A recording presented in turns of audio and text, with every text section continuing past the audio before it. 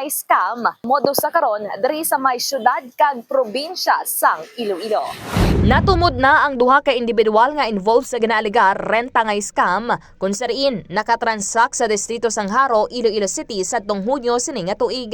Sa interview sang K5 News FM Iloilo kay Agent Aldrin Mercader, investigador sang National Bureau of Investigation o kon NBI Region 6, iya ginpayag nga nakakuha sang letrato ang biktima sang sila ang nagtransaksyon kag may kopya man sila sang ID sini apang mahimo nga ginpeke ang pangalan. Dugang pa ni Mercader ang nabaligyaan sang salakyan ang isa ka pulis nga gilayon man nga nagfile sang complaint sa ila talatapan. Sa pagpangusisa pa sini, ulihin na nga semana sang Hunyo sang ginrentahan sang sospek ang salakyan kag makaligad ang pila ka adlaw, ginpost na sini sa isa ka Facebook group ang letrato sang Toyota Vios 2024 nga ginabaligya sa balor nga 450,000 pesos kung sariin ang orihinal nga presyo sini ang yara sa 900,000 pesos.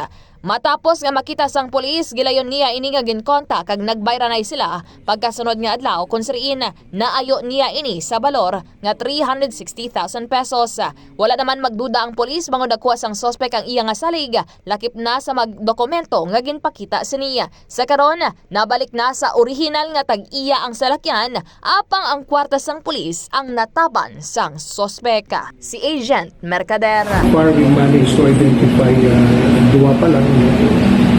I cannot give sa subong, I cannot give their names, but later on siguro I will come out not only with their names but with their pictures.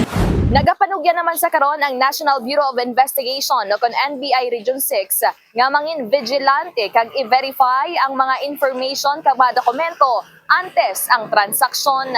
Report nagikan sa NBI Region 6 ini si K5 Kimon Tanyo Kaluyo kag para sa kampiyon nga balita, serbisyo publiko kag kalingawan sa Iloilo. K5 News FM.